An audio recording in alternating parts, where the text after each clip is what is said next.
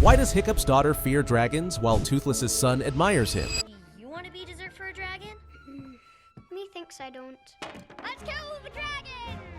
10 years after the last story, Hiccup still misses Toothless. His daughter sees dragons as huge, sharp-toothed monsters and knows one took her father's leg. What happened to your leg? No! But Toothless's son grew curious because he saw his dad's bond with a human and wanted to understand it. One day, the young dragons sneak to Hiccup's home. Hiccup notices them, and soon Toothless appears. That reunion changes everything, turning the daughter's fear into wonder and proving their bond was never broken.